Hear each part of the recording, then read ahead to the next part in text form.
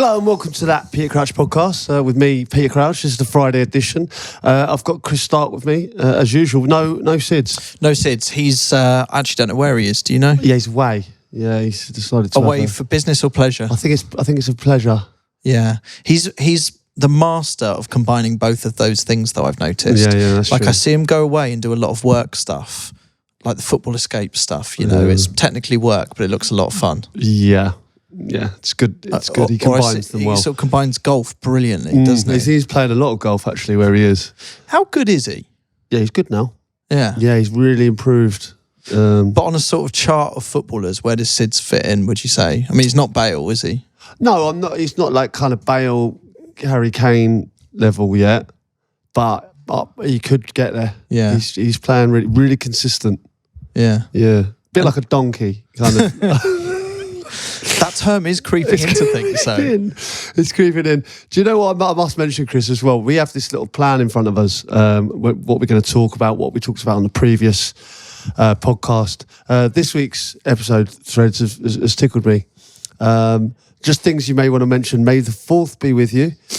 Muff and naked shitters. Okay, good. Where would you like to start? Should we start with May the 4th? What an agenda. Well, May the 4th is something that we want to do, obviously, with the 4th officials. Yeah. Well, on that, I've got a message that's been sent in from Alex. Hello, Alex. Says, hi, Starkey, Sids and Crouchy. Having listened to your 4th official grassing up players on the bench chat, I thought I'd let you know about my role at our dealership. I'm the business manager, but also the referee in some ways. I've had a yellow and red card with a book writing in issues that happen in the dealership. If I see it firsthand, I then give a booking or a red card, etc. However, if you grass someone up, they could get a booking, but also you can get booked for grassing. Got to keep up with the rules here. Possible bookings include not putting car keys away, not following correct processes, but also for back chat. If you'd wish to discuss this further, please reach out. We'd be happy to help introduce this in other workplaces. Chumbawamba. It's quite a good idea, I think, to be able to use yellow and red cards in sort of everyday jobs. I'd like to use that at home as well, I think. There's a few things there that they said that Abby does. Yeah, that annoys me. Maybe it's a good booker. It's sort of that time of year where you've got to start looking at Secret Santa presents. And I think if, as a podcast, we produced maybe podcast yellow and red cards that people can use at home. Yeah. And obviously, we've been seeing recently about the kind of thing you get up to in the bedroom, given Abs's recent advert for how's it pronounced? Agent Provocateur. Agent Provocateur that you starred in. It would have been lovely if at that point you'd whipped out, just booked her, give her a booking. Yeah, definitely. And I've recently, I was at the game. I was at Chelsea. I was at Leicester-Chelsea. And I saw it actually happened to Steve Cooper. Obviously, Steve Cooper got sacked after the game, which was disappointing. But he was having a go at the officials, and he got grassed up, and the referee came over and booked him. And then I noticed that the 4th official went and after he grassed, he just sat down next to him again. It's a weird scenario, that. I really want to hear what gets said at that point. Under the breath. Because I don't think you just leave it, do you? No, or even just the silence of it afterwards must be absolutely horrible. We've got to talk about you at the weekend as well. So obviously I saw you pop up on the TV. I got quite a few messages about your outfit for this particular one. My outfit? Well, how have you grown a tash in a week? Do you know why? Because if you had noticed, my beard had got quite long, and obviously I'm doing Movember this month, so I just got rid of everything else other than the tash. But the thing is, because you were wearing a tash and then you had like a roll neck situation going on, you look like a French porn star. I've had quite a lot. Yeah, I've had that. Someone that, you've got to check the hard drive. I've also had another one was a kind of 80s cop. Yes. Again, that's quite porno though, isn't it? Yeah, I suppose it is. Yeah, there's quite a few. Obviously, there was the what's that? Was it Ron Burgundy? Ron Burgundy. There was the criminal one as well. Was a good shout. Inspector Clouseau. So. But you know, when you looked in the mirror before you left for TNT that day, what did you sort of know you were going to get this? Or Yeah. Like, you know, it's a tash. You know what I mean, I don't normally have a tash, so anything different, I think, is going to be it's going to be analysed and ripped the piss out of. Really, I wasn't expecting any different. But you know, there's also been some people that quite enjoy it. Abby quite likes it. does she? Yeah. What does she say? She thinks I look distinguished. Well, I'd agree with that. I think it's great. I think if you can keep the tash and you get to that stage, I think it's quite like I couldn't grow a tash like that. Do you know what I mean? It's quite a manly thing to be able to do. Well, it's quite dense around the kind of goatee area and not a lot around the sides. But if you can get to a stage where you can twiddle your tash and get that wash tax. No, sorry, tash wax. Tax wash. What? That's a tongue twister. Yeah. Say it again. Tash wax. Tash wax, yeah. Yeah, and just be able to twiddle your That'd moustache. be nice. That would be nice. That's a lovely sign, isn't it? Yeah. And then you were telling me before, I don't know if you're up for sharing this story, but this is quite a proud dad moment, isn't it? You took your lads to the football for the first time. Yeah, like my boys are obsessed with Mo Salah and they love, you know, they watch Liverpool, love Liverpool. And I took them to the first Liverpool game that they went to. Yeah, so it was away at Southampton. I went in the Liverpool end.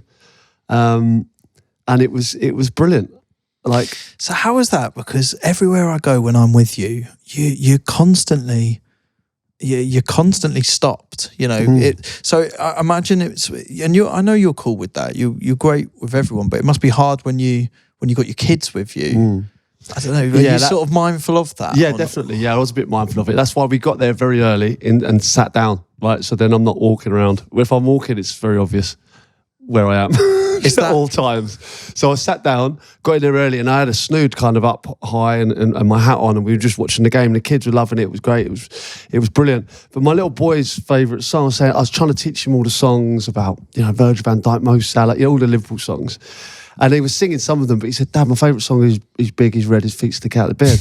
And I said, look, son, no one's going to be singing that here because obviously I don't play anymore. So that was an old song. And he was like, oh, but that's my favourite. So what was nice was when I did stand up at half time, we went to get a drink downstairs. Someone did recognise me and I had a picture. And then the whole of the kind of, what's it called? The concourse. The whole concourse started singing it.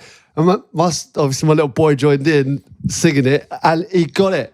He got his favourite song, you know. It was a great moment, to be fair. But then obviously it went it was a bit hectic then, and they couldn't see anyway. You know what away ends are like. Yeah. Everyone stands up. So yeah, we had to watch the kind of rest of the game. That's so funny. So everyone's chanting, and then you look down, and your own kids. He was chanting at me. Yeah, as well. I was like, and it really made his day. You know, so he was really happy with that. Yeah, but it was a great day, and they absolutely loved it, and it was a great game as well. And you know, it's my little boy's favourite player is Mo Salah, so him scoring a winner and all, he was just he couldn't believe it, and he actually got a wave from him. He was, you know, when the kids go right down the front, I'm always on the other side, you know, so I don't really see it from this way. But I mean, they were going Salah, screaming him, and he waved at them in the warm up, and that just made his day. What did you make of what Salah has been saying this week about, you know, he hasn't seen any details of a contract yet? I think the phrase was he's more out than in at this stage, but not through his choice. So how do you read that situation? I saw that. I was surprised that he got kind of, you know, because I imagine so many people have wanted to ask him this question, but it was kind of like on the way out to the bus. It was weird, it was kind of like he was just... Yeah, it didn't really feel like the normal kind of sitting on the fence that you'd expect from that situation. No, it's like, I'm just playing till the end of the season. He said a bit of that, but it was very much like putting it back on the club. Do you think it is on the club? Well, it appears so, doesn't it? I mean, from Salah's point of view, you know, I think, I imagine there would have been talks and they may be too far apart, but I'm very surprised if they haven't offered him anything. Very surprised.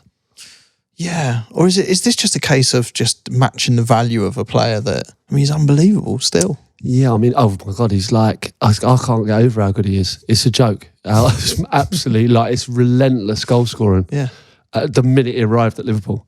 And you can't replace that, I don't think. Look, if they go and win the league again now, right, they're potentially Champions League contenders.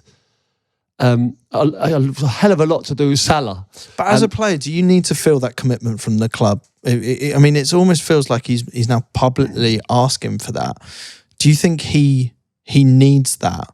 As a player, is it a distraction going into the second half of the season without that feeling of certainty? Well, he has to be made highest paid player at the club. Obviously, I'm pretty sure he is that anyway. But I mean, it has to be. He has to be right because it's probably his last contract, or certainly his last big one. If you give him 4 or 5 years, I think he will. Towards the end of that, maybe he will be a lot older, won't he? He won't be the same player he is now, but he's going to want a long contract, and he's going to want to be paid really, really well. And obviously, it's got to work for the club. It can't be held to ransom, but. If you can do it, you've got to give him what he wants, because for me, I think he's the best player in the Premier League. And then he celebrated by taking his shirt straight off. Yeah, bad Nick, wasn't he? Well, I think everyone had the same conversation. It's like I was having a roast dinner at the time. I was like, I might not have seconds. No puddings. No puddings today. Puddings weren't massive. I did go into this week thinking, right, I'm going to try get a bit into, try and do a bit of fitness. Because I've hit that Christmas period now, where the supermarkets every supermarket's got bespoke Christmas snacks. And I feel like I need to get through them all. And I know what you mean. It's weighing heavy on me, Crouchy. Yeah, well, this period now of December, there's a lot of drinking, there's a lot of eating. Yeah. There's a lot of parties. A lot of Christmas parties. There's not much gym action. No. Yeah, this is where it all goes wrong, isn't it? And then everyone tries to do dry January. But it was an interesting weekend. Spurs smashing City. Did anyone see that one coming? I think we all thought City were going to be back stronger. No Chumbawamba whatsoever. I mean, it's just bizarre what is going on there, isn't it? I think when it comes to City as well, did you see the Rodri light show before the game? Yeah, I'm not sure what to make of that. I just felt, what it felt to me was, it's obviously, it's great that you celebrate Rodri, Ballon d'Or. It's something that I guess the club needs to put a big, rightly so, a big light on, big bit of attention. But this massive light show before a game, to me, it just felt a tad iffy, considering what then happened afterwards. Do you think it's this is what we're missing in everyone's faces before the game? I mean, there is a bit of that, isn't it? You're basically you're parading and celebrating the player that isn't playing in the game that's about to happen. You then go on and lose. I just think you're gambling quite a lot that you then go and win that game in the first place, so that people aren't looking back at that moment and going, maybe that was the wrong time to do that. It's amazing when you look back at things, though, when I've been a player, you look back on certain things that happen, say before a game, or a change of boots, the little things like that, and you think, when you lose, or play badly, you go back to those things, whereas you just don't if you win. It's so weird, isn't it? But I just guess if you're in that situation, you're about to go play a massive game like that, you're not oblivious to the idea that someone's having this massive party on the pitch. I mean, they're playing Freed from Desire and everything. Yeah, there was a lot going on, wasn't there? Yeah, an odd build-up. And then look at the result of that game. And did you hear Pep afterwards? It's quite sad. Yeah, no, listen, there's issues at the moment. They don't look themselves. And I thought before this game, these things, they still dominate in position. They're still having attempts on goal. They've made slight errors, but then I saw this game and I thought, no, there is issues at the moment. I before this game, I was like, they could go on a run of winning every single game and romp the league, but it's 8 points now, and I think they lose to Liverpool on the weekend, and that's 11. I can't see that getting made back, to be quite honest. Right, so it's squeaky bum again. Talking about the Premier League, I feel like that's nothing compared to our league at the moment. You're in the lead by 1 point. Stid's had a 3-pointer. And I don't know if you've seen the video going around of what looks like Steve Sidwell at Leicester, I think. Yeah. In the Chelsea end. It looks like he's celebrating the 3-pointer. It's just here. So, what we can see here is just quite literally a young ginger fella headbutting the wall at the back of the King Power Stadium. Does look like Sid's though. I think it's to the beat of Carefree, wherever we may be. bit like Sid's, yeah. So slight resemblance. We've been inundated with. But that's just because he got a massive 3-pointer. Gets him right back into the race, really. And that was poor for me. He's caught up with me. Chris, you sit on 29. Me and Sid's on 28. Proper squeaky bum. But last minute goal. It was a last minute goal again, wasn't it? I mean, the luck does seem to be on his side as he claws this one back. But how tight is this that we got to this point of the season and it'd be 1 point in it between us all? No. Well, I was at the Chelsea game, right? And 3-0 was a banker. First half, Chelsea were all over them. And it was just a matter of time before they scored, and he just didn't. Did you see Jamie Vardy necking a Red Bull in the tunnel as always? It's quite a nice tradition, isn't it? It's a nice tradition, yeah. He must be sponsored by Red Bull by now, surely. Do you reckon? Well, it's just like been going forever. Yeah. And like it's a good advert for the product, isn't it? It is. Fulham, obviously, I think we all called that wrong. I think we all predicted that Fulham would go on and win that. Great result. Couldn't have got that more wrong. No, really. Not at all. They played really well, Wolves. Like Cunha, for me, really, really good player, isn't he? Yeah. I mean, what a player. Incredible. I'll tell you what else I watched last night before we just move on to the games this week. Tony Pulis, it was Chasing the Dream, I think it's called. But he interviewed Pep Guardiola, like a sit-down, proper talk with Guardiola, Ferguson. Pulis did? Ancelotti. Pulis, yeah. Ancelotti. Went to Real Madrid and did it. And then he's sitting down with like some players and academies. It's really interesting. Yeah. Give it a watch. Is he the new Louis Theroux? A bit so, yeah. Wow. I thought he was really good at it as well. It was like he's got some good names on it, and it was a really interesting watch about the academy system and players that kind of try and get through and not make it, and how we look after them. Well, he was talking about this in the summer, I think. Yeah, when he came on the pod. And I know he cares very deeply about the subject and sort of the kind of the aftercare that comes with the pressures from quite a young age of being in an academy now. But at least it's something that it seems he's trying to actively help with. Yeah, really, really, really good. And I think some of the stats that I couldn't believe. Look, we've got it here. 1.65 million boys play our national sport. Less than 1% of them make it to academy professional clubs. And that's just making to an academy. And out of that 1%, I think it was 9% make it to a first team level or something, or make it in the Premier League, I think it was. I made those stats up, but they what I mean. They sound about right. It's quite a small number. You're basically saying it's hard. There's not much chance. So there's a lot of people that fall out of the system. And, I think Gary O'Neill was on it as well. And Gary O'Neill was talking about players kind of like at 10 years old getting dropped from an academy is a real hard thing for them to take. Do you know what I mean? It's like, well, that's the end of me being football. You think you're 10 years old. You know what I mean? You've got... Yeah, I guess the hard thing about that as well is I think we, maybe as adults as well, go, well, it's a hard lesson in life, and it's not a nice thing, but obviously life can be, you got to learn the hard way. But the problem is at that age, kids haven't even developed the right bits of their brain to be able to deal with such bad news or rejection or have an element of logic or perspective about it. So it's definitely something that must be very hard for parents of these kids as well, a lot of the time, to just kind of go with the system and go with opinions. But there's so many stories as well, Crouchy. I mean, there's so many players that you must have played with that have been sort of rejected early doors, if you want to use that phrase, or been sort of moved out of an academy, and actually they've gone on and still managed to make it work. We talked about Jamie Vardy just a minute ago. Do you know what I mean? I think he was 27 when he made his first Premier League appearance. I think that might have been right. And he's got 140 Premier League goals. Yeah, I can't get my head around that. It's won the Premier League. That's unbelievable. Yeah, that Maresca was saying that this is another talking point. He was better than Rooney and Kane. Wow. Yeah. Do you agree? No. But that's not doing Vardy a disservice, by the way, because I absolutely love him as a player, and I think he's been an absolute revelation. And also, like, the loyalty he's shown to Leicester, and kind of he will go down as a true legend at that club. Even the kids now, right? That when I was at the game, all the mascots like, who's your favourite player? All Vardy. Even now. And to stick with that club as well, especially when there was moves with Arsenal. It'd be great to get him on the podcast, you know. Yeah, he's another one. Yeah. There's a lot of stories Note there, that down, isn't there? boys. Yeah, okay, good. We'll get him on. We've messaged him, have we? The message is out there. No, send a can of Red Bull with the message.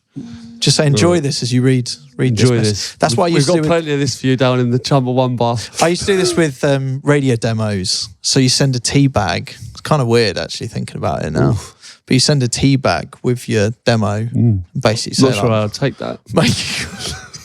Well, it's not a sign or anything. It's just like make a cup of tea. I feel like it could, like, it's like a bullet in the post, isn't it? Like, what are you going to do? You're going to put your sack in my mouth. Oh God, I don't know if this is a territory I want to move into. Speaking of Harry Kane, a couple of things actually. Did you see him recreating the Bundesliga logo? Wow, that was some touch, wasn't it? Yeah, and what a photo moment as well. Yeah, the Bundesliga quickest to 100 goals. It's something 50. Like that, isn't it? 50 quickest to 50 goals. Yeah, wow, of all time. But that touch was outrageous, wasn't it? Insane. Like, you know, it's like, I always remember when Chris Waddle flicked it over the keeper and then backheeled it in. You know, when you have that touch and then, like, he could have shouldered it or something. You know, it was like... He 100% meant it, didn't he? He had that much time. Oh, my God, yeah. Look at that touch. To then head it as well. Oh, beautiful. I'd miss the header from there. Oh, man. Like, it was a really cool moment. Like, keeper's gone with a first touch. He's a machine, isn't he? Wow. But the other thing with Harry Kane, did you see Danny Murphy talking about Delap at Ipswich? Yeah. And saying that for him, Delap looks like the best prospect to kind of take over from Harry Kane. And oh, really? He didn't quite word it like that, but he basically said out of everyone, he's the one that excites him the most as someone that could fill that spot for England when Harry Kane stops. Yeah, well, you know, he's kind of the perfect centre forward. You know, he's got to just kind of get more time in the Premier League, I think. And more chances, do you think? Yeah, like, I think you know, when he starts hitting, I mean, you know, Harry Kane's numbers are ridiculous goal scoring wise. You know, he's not quite there yet, but you know, he's a very, very young man, and he could get there. Do you think he could? Yeah, without doubt, he's got all the attributes to be an England striker, definitely. Yeah, Danny Murphy described him as very balanced. You know, between I guess that sort of technical game that he has, but he is strong. Oh my God, he's an absolute beast. Yeah, really is. Well, good luck to him. Okay, should we get into the games? Yeah, let's do it. The next part of the podcast is supported by Paddy Power and the big weekend fixture. And this is a big weekend fixture. This is Liverpool versus Manchester City. Liverpool favourites here, 5-4, as you'd expect, really, at the moment, on current form. City 2-1. 10 against you, 30 back. Liverpool to win and both teams to score, 13-5. What are your thoughts on this fixture? Right, so this is what I want to ask you about City, is they're clearly on a sort of run of bad form. This game for them's come at a bad time, it feels, given the bad form that they've been on. Is this, what is this? Because this isn't a lack of quality in this team, and it's not, you know, there's not an issue with the manager here. Is this just they're under firing at the moment? And the reason why I'm asking this, Crouchy, is they could click into gear, couldn't they? Yeah. If City could kind of click into gear, it's not like they're a poor team. It's not like they're poor individually. They're a brilliant squad. So I kind of think like they could rise to any occasion. It's not that they'd have to overperform to get back to where they were. They're just not performing at the level. No, definitely. And I think I was, as I said before, like I was less concerned than I was after the Tottenham game. I mean, that they got battered, and when I say got battered, it was just in the key moments they didn't defend well. Didn't feel like, you know, Haaland had a few chances, but they don't feel that something's not right. And going into this game, sometimes it's a good thing playing against a team that's top of the league, and you know, you might bring the best out of the players. You know, obviously they're still missing Rodri, and of course De Bruyne has been out as well, key players for them. But usually they cope with it fantastically well. But, you know, they're allowed a little blip in the last 10 years? It's been relentless, hasn't it? Absolutely relentless. So how do I see this game going? I don't know if they can get out of it. I watched Liverpool against Southampton, and at times not at their best, but they got the job done, and that's what they're doing at the moment. And even when they're not playing well, they're winning games. Yeah. But do you think, as you're saying, that City, I mean, this is a massive game for City, it feels like. And also, just on the repercussions of this, Liverpool winning this puts them, I mean, it starts to get a bit silly how far ahead. It's 11 points if they win this. It's 11 points. Yeah. I mean, it's starting to get a bit ridiculous, isn't it? Yeah, it is. Yeah, I mean, he's just been absolutely relentless since he's arrived, hasn't he? He got on his slot. Fantastic. Salah's on absolute fire. Yeah. Gravenberch. Curtis Jones has gone up a level, looking like the real deal now. You know, when Salah got that yellow, taking off your shirt and celebrating, and I mean, there's obviously benefits that come with a celebration like that. It feels like it sort of epitomised that moment, showed a bit of authority, strength. Is there anything? How does the manager react after a game like that when you've picked up a yellow in that way? Because in the title race, it is. I know what you're saying, wise, yeah, but I don't think he's like. He's not. He doesn't get many yellows, does he? Yeah. He's not steaming into tackles. And when you've got a bod like that, you've got to show it off. I think at times you should get a yellow for not. Yeah, you know what I mean. Like, come on, it's the Premier League's a product that we want to see. We want to see good things happen, And them taking his shirt off, I would say it was a good thing. Okay, good. It's almost as if you're going to bring out the big screen now and roll it back to, He took it. I'll tell you what he did, which just on the shirt taking off thing, we will get to the scores. I've never been able to do that, just whip a shirt off as quick as that. Yeah, like if got it right, there was no... That is such a good point. Like Under pressure as well. He hasn't got any of it stuck, has he? You can take a penalty as cool as you like, but to be able to whip a shirt off in one fluid movement above your head like that... Yeah. On the run. And still whilst running in front of a crowd...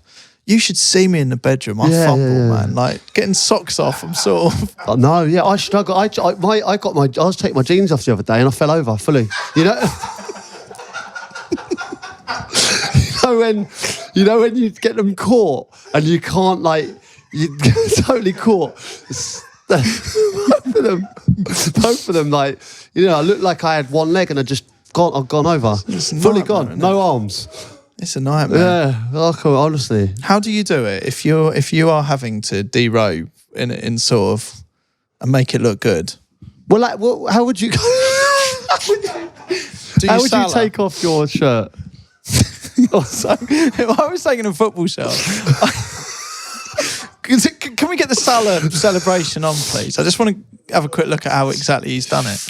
Yeah, have a look, guys. Obviously, everyone listening now, just have a look at just how. I mean, don't worry about the finish, but look at the technique of the shirt just taken off. Let's rewind on this because they didn't cover this.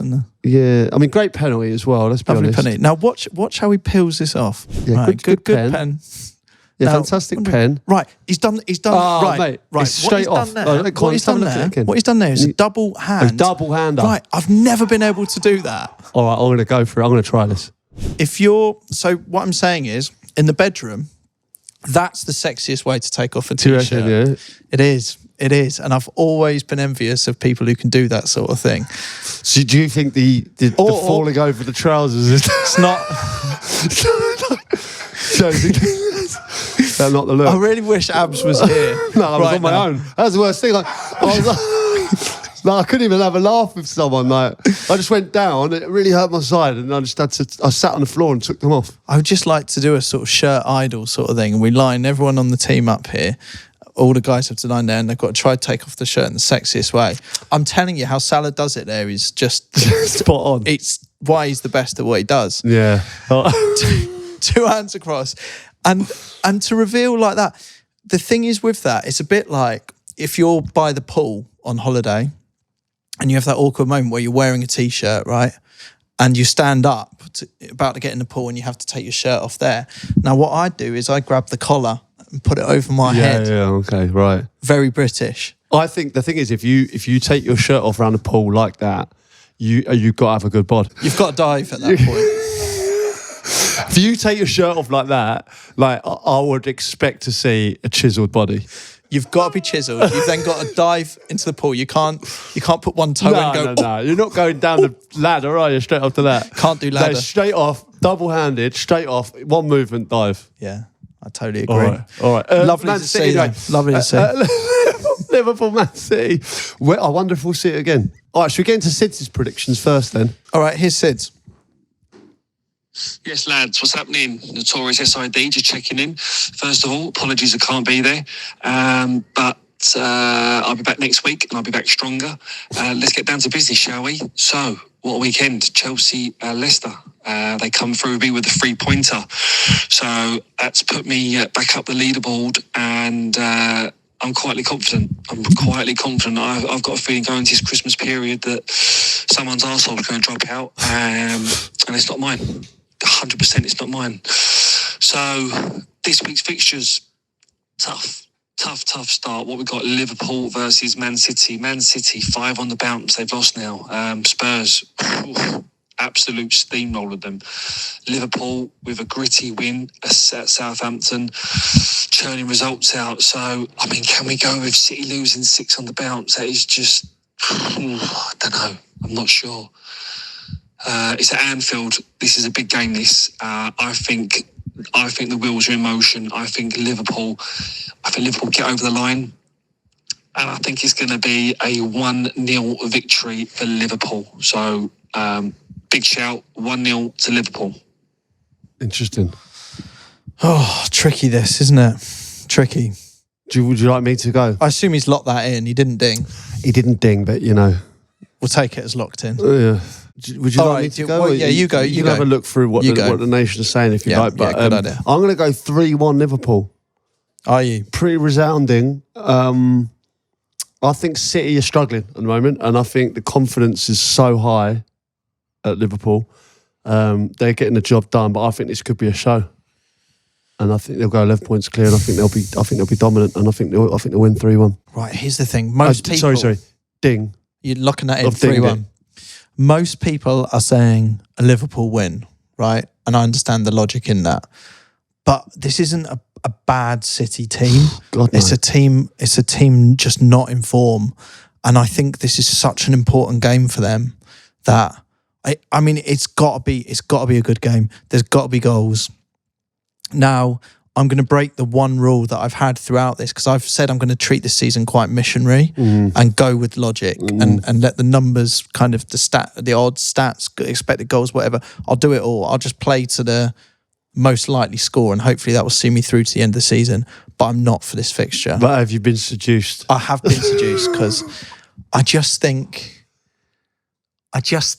City are better than their results that they've had of late. I totally agree. I agree with what you're saying. And I also think people's predictions to me, because obviously I've thrown it out on Instagram, a lot of people are obviously going to go with Liverpool. I understand it's the logical choice.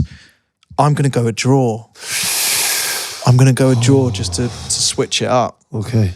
So I'm going to go 2-2 for this game. Oh my God. Okay.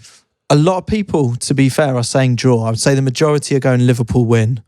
And maybe I'm taking leave of my senses here, but I feel like I need to pull a move here to try to get away from you boys. So I'm going to go draw. I'm going to go 2-2. You want to ding it? I'm going to lock that in. That's a ding from me, please.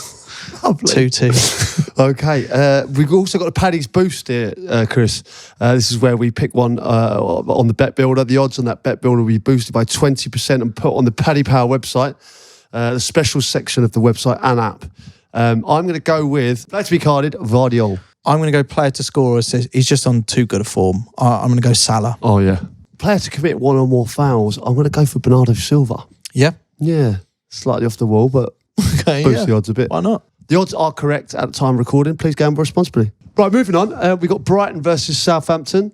Interesting game this. Obviously, I watched Southampton play. They were a bit unlucky, actually. But Brighton had a good win against Bournemouth. João Pedro looked good. Really like João Pedro.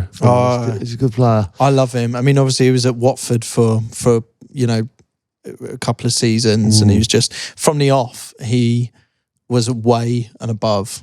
You know, like one of those players in the Championship. I think you really notice it in the Championship. You see a player that just really stands out and he was that. And he's at the right club. It's always good when the next move you feel like actually is the right progression. Yeah. Yeah, no, he is. And Danny Welbeck returned to form. Yeah, you know, he's been great this season. Really good, yeah. Matoma, they got good players. You know, what are they, 5th in the league now? They look like they'll have another good season, without doubt. And Southampton just struggling. Just there's certain things you think they were in the game against Liverpool. Like they played really, when it went 2-1 up. Almost a momentous day for them, but just can't get it over the line at the moment. It's just not. It seemed to be working. I mean, it was asking a lot to get a result at that game. Yeah, of course, but they were in that position. You just think, but I listened, even when I was at Southampton, I remember we had a few issues like that, where we just when you're in that kind of rut, even with Stoke as well, when it got relegated, even when you're winning games, you feel like that team's going to come on, they're going to have a period in the game where they're going to score, and you can't get out of that rut. And I just feel like Southampton are in it at the moment. There was no Ramsdale as well. Yes. Injured. Yeah, of course. Yeah, there's a couple of big players missing for them, but you have to be able to cope with it. What I did notice at Southampton was an Onachu, I think that's how you pronounce his name, Nigerian centre forward, very tall fella, good feet. I enjoyed it. The next Peter Crouch. Well, yeah, there were similarities there. Yeah, was there? Yeah, I think so. Yeah. I would like to say so, yeah, because he Do you keep a special lookout for the tall players? Yeah, definitely. Yeah, got to hold it up. I always remember, even when I was playing, the Carl Courts of this world. Yeah.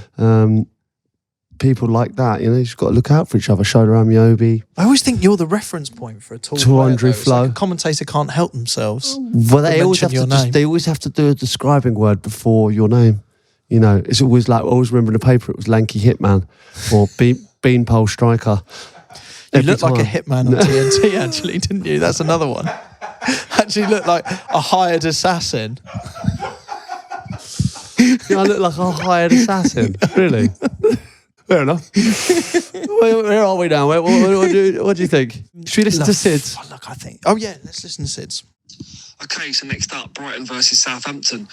Southampton, they looked all right against Liverpool. There was moments of brilliance, and then there was moments where they just kill themselves and shoot themselves in the foot. So playing out from the back against the high-pressing team like Liverpool, and Brighton are exactly the same. They're going to try and press them high. I'm actually covering this game. I think it's a Friday night game. So I think Brighton win this. I think Brighton win this pretty comfortably in terms of game plan and the way it pans out. But I think they'll only score possibly 2 goals. So I'm going to say Brighton 2, Southampton 0. Interesting, yeah. I'm not going to go a million miles away from there. I think Brighton win this. I'm going to say, I think quite a few of the results have been 3-1. I'm going to say 3-1. That's what I'm going for. Oh, is that what you're going for? Yeah, Brighton, Southampton, 3-1. Yeah. There's a couple of animals that spring to mind there. No, there isn't. I can't. I'm always the last one to give the prediction. I don't know why that is. You should get in earlier. Okay, well, I'll go 3-0 then. No, you sure? Yeah, because you've said yours. Well, first. I don't mind going 3-0 for you. Do you want to go 3-1? Well, you choose. I'll go for the opposite of whatever you say. Okay, well, I'll stick with 3-1. Okay, Crouchy's going 3-1. He's dinged that in. I'm going to go. I could go 3-1, but I just know what my DMs will get. It'll be a nightmare. So I'm going to go 3-0. Brilliant. I'll ding that in. Yeah. Okay. Great. And then is that a Friday night game? Is it great? Is that in Brighton or Southampton? Are we going out in Brighton or are we down to Jesters in Southampton? Out in Brighton. Do enjoy.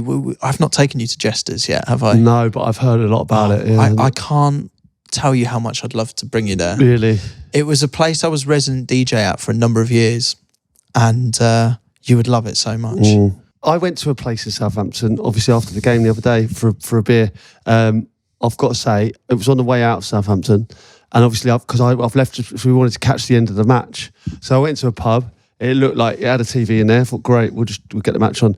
No, we're not showing the match. I said, well, we're in Southampton. Southampton are playing, and it's on telly, and you're not got it on. So no, so shall I tell you what we watched? Girls Aloud in concert. we had a pint and watched Girls Aloud in concert. That was on the other night, wasn't it? It was bizarre. It was like an hour before I'm a Celeb. They did the Girls Aloud concert. I can't believe it. Unbelievable. And I couldn't take my eyes off it, to be honest. Cracking show. It is a cracking show, to be fair. It's a cracking show. It was a good show, yeah. It was interesting, but I wasn't. We had the game on the. I'm just wondering what bar you were in. Didn't really want to name it just in case they thought it was... No, I hear you. I don't know. I mean, is it a good thing to have Girls Aloud on when the game's playing? It's just odd if you're a Southampton pub with the option of being able to show the football and go, no, we're actively not going to do that because we're girls. Yeah, girls and I was hearing people like, Saints have just scored. It's 2-1. Like, so the whole pub was... Yeah, but you know when you're early to a pub and you can get your choice of football match on the screen, then it takes a hell of a lot of other people to come in for someone at the pub to come over and say, look, sorry, due to popular demand, we're going to have to turn off your match. So yeah, because that's a situation I've been in a couple of times where I've wanted to watch the Watford game, but there's so many other games going on, and I'm in Maidenhead where I live, so everyone else is wanting to watch Champions League or whatever is on that evening. There's a couple of things as well. Like, it depends what pub you're in, I suppose, but you know, there's a few times there that someone said they're going to put the rugby on. So, pardon? What did you just say? Quite often they're big fellas, so you don't argue. Obviously, rugby goes on, but but quite often you'd be like, you know, what on earth are you talking about? Yeah. On the Girls Aloud thing, do you think individuals have come in one at a time and there's all football on the screens and they've successfully managed to group together and go, we want the Girls Aloud? Because that's very abnormal for a pub to put that on, isn't it? Yeah, I don't know. But, you know, some pubs are actively against putting the football on, maybe because the people it might attract might not be I think there should be a vote in pubs with multiple screens. I think there should be a button that you can press that just gives the demand. And if it gets to a certain amount of votes more than the other one, the screen flicks the most popular. Yeah, agreed. Do you see what I mean? Okay, yeah, like a silent auction. Yeah, it should get, because I think also you look like people hate you if you get your screen turned over in front of you and other people are watching it. And I'm a bit like, yeah, but they're showing it on the main screen around the corner in O'Neill's, right? And another screen by the toilets. And all these people are watching this screen. She switches it over to Watford, let's say. And everyone around me goes, what the fuck, Clark? I was watching that. I was like, yeah, but you've got the other two screens around the corner. Yeah, okay. Fuck off. I never say that. I just put my hood up and hide. Yeah. Let's go to another bar. Oh, well. All right, let's move on. It's West Ham Arsenal. Okay, what are we feeling about this? West Ham haven't been great this season. Lopetegui's been under a lot of pressure, I think. I don't know if they're already looking at managers, but there's a few rumours surfacing about potentially looking at different managers, which is not been great for him. Yeah, friends of mine who are supporting West Ham don't seem particularly happy about anything going on at the moment. No. I think the manager's quite out of favour.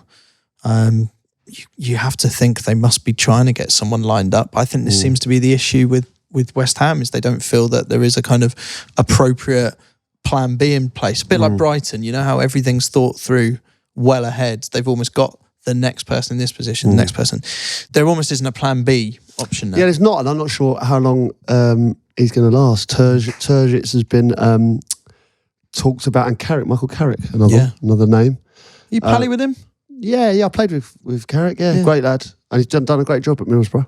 Brilliant job. Really good at job. I'll be pleased for him. I hope he does. I mean, listen, he's doing a great job at Middlesbrough. He probably doesn't need it, but West Ham would be a great job for him. Big club, massive, yeah, and that'd be good. Big club should be doing better. I think the thing is with West Ham, there's just a feeling going into this season that everything should just be better. The money spent, size of the club, ambitions of the club, fan base, it all just feels it should be. Which I know is a terrible thing to say because you are where you are because of the points you're getting. But it does feel that they've got more in them. Yeah, no, definitely. Arsenal, obviously had a few issues, didn't they? But it feels like the injuries are coming back. Odegaard coming back for me is massive. Great, his link up with Saka is just unreal, mate. I've never really paid it as much attention as I saw them pointing it out the other day on the telly, and I just thought, God, that's so true. And when you break it down, they are so good together. There was one little passage of play down the right hand side. I think it was Saka, Jesus, the quick Odegaard. Passes. It felt like, and I think the commentator said Invincibles, Pires, Henry. It felt like it was that kind of era. Yeah, there was a little era as well where I think it was Wiltshire. Giroud, like the little bit of passing into play, Fabregas maybe, that kind of it, like that was a joke. Like there was one little passage of play where it kind of really reminded me of old Arsenal, and Odegaard's instrumental to that, I think. Well, the way Odegaard seems to be able to kind of move people away from Saka to let him do his thing. Yeah. It is incredible to watch. And when you see it click like that, it does make you think, God, they're still in the running with all this. You know, they're still in it. Listen, they've had a little blip. They've had a few injuries. I think it's important the two centre backs stay fit. I think they're instrumental in what Arsenal do. But no, they'll be top four without a doubt. No doubt in my mind. Whether they can win it or not, obviously there's a bit of a gap at the moment, but they'll be fine, and that is going to reflect my score. But we'll listen to Sid say first, shall we?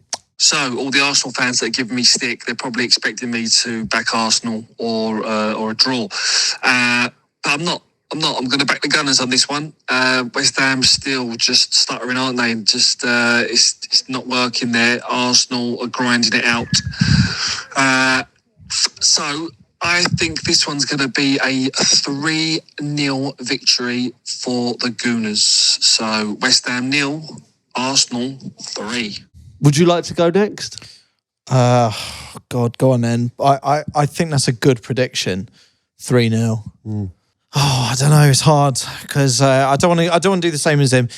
Look, everyone that has slid into the DMs on this one for me, thank you very much, by the way, are saying an Arsenal win. I think it's just by how many. So I'm going to go Arsenal 2, West Ham 0. Oof. So the last game I think was 6-0, wasn't it? I believe. Was it? Yeah. I am going to go 4. Oh, you're going massive. I think they'll win comfortably. I think there could be some issues after this game. You reckon? Well, I think it could get messy. Yeah. I'm seriously concerned that Sid's has got 3 points there. But really, but we'll see. I'm happy with 4. Yeah, 4. I'm going to go 4 ding. Yeah, you're dinging that in. I've dinged it. Go on, I'll ding the 2-0 in. Okay, all right. And that's just done with the predictions this week. Yeah, Chris, just on the reverse cowgirl situation, shitting. We've had a few emails in about it. I read this one. Hi guys, I'm a naked shitter. I've been doing it for years. I'm 33 years old now, and I've done it for as long as I can remember.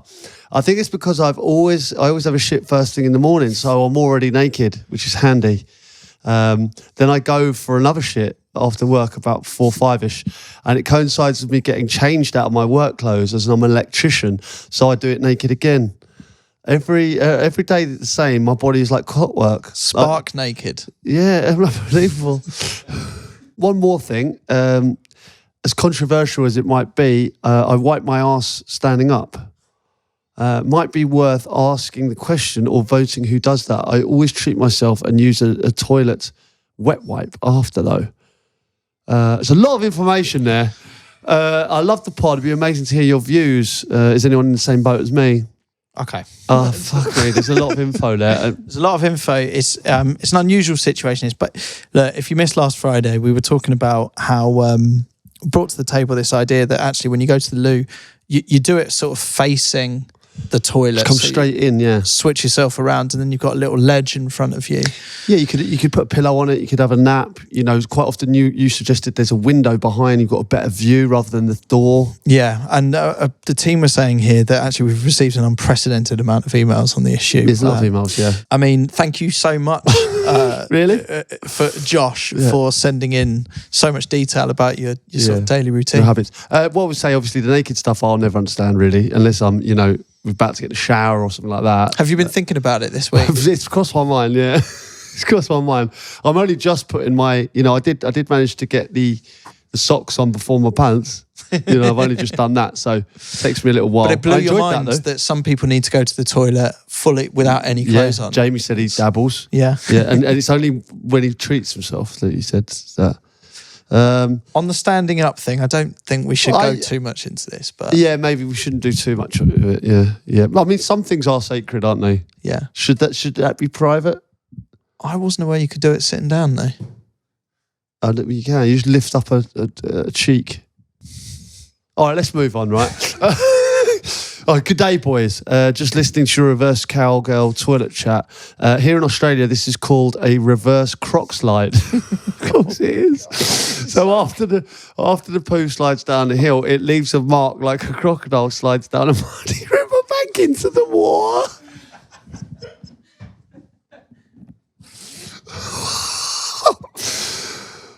Yours in highbrow conversation, Daniel McKenzie. This feels like, do you remember when, was it Radio 4 analysed our podcast? And we were do you remember? And we were talking about, what were we talking about? Sausages, wasn't it? It was, how many sausages can you throw up your hoop? How many sausages? I can't quite remember That wasn't how many sausages can you put in your mouth or something. I remember Radio 4, well, that was the particular episode that they were analysing us. They did, but they didn't. They went full sort of points of view with it, right? Where they had like contributors listening to their podcast and then sending in their sort of reviews of it and thoughts, and it was what was it? I found it. Funniest what was it? things. Didn't man. he say? So, didn't he say? I found it all. What's it? Kerfuffling or something? Puerile. There was a lot of that. It was something kerfuffle or something. Oh, can I quickly hear it? Give us 1 second. It's a belter. 1 second. Here you go. Well, the podcast is essentially three very laddish lads having a good laugh over a curry and a glass of lager. Its audience is largely under 35-year-olds who are likely to listen to Radio 5. I'm a typical Radio 4 listener, and I thought the podcast was dreadful. Well, it advertised itself as saying there'd be strong language and adult humour. As far as I could see, the strong language was the use of the F word and the word bitch, which they use quite a lot. And the humour were included. How many sausages can you put up? I better not say which part of your anatomy. This humour, was it adult? Yes, it was adult, but it wasn't offensive. We were forewarned at the beginning of the programme, and it's easy enough to stop a podcast or switch the device off if you don't like it. But I thought the conversation and the observations were trivial. I thought the raucous guffawing... That was it, raucous guffawing. And the podcast, for me, had hardly any redeeming moments. Well, you would have thought that with a person like Peter Crouch and with his length of experience in football, I think he didn't retire till he was 38, that there would be lots of insights about what happened in the dressing room and so on. Describe the structure. I mean, it's just, to be fair, I think they've got it bang on. I absolutely nailed it. I completely nailed it. There was plenty of raucous guffawing. That year, the podcast was the most listened to podcast of 2020. So we were doing something right. I don't mind losing him, to be fair. He can have a glass of lager somewhere else. Yeah, just before we go, Hand of Pod update. It's starting a European tour this week. It's been collected from the Salmon and Ball pub by a friend of the podcast, Kieran Gonsalves. Did I say that right? Yeah, Gonsalves. Salmon and Ball, that's where Bobby Moore, didn't he have a part ownership in that pub? Is that right? All right. Nice. Well, that's perfect. Well, yes, perfect. There are rumours that the Hand of Pod will be featured at the Bayern Munich versus PSG clash tomorrow night. So fans of the podcast should keep their eyes peeled if they can spot Kieran waving in the crowd. Come on. So what? Someone's going to be in the crowd waving a hand and people are going to spot it? It might be a difficult thing to spot because there'll probably be a lot of hands in the air. It'll just look like a hand waving. Well, listen, hey, you never know. Keep your eyes peeled. This is just the beginning of the European journey, so keep your eye on socials where it ends up in the coming months. Cheerio.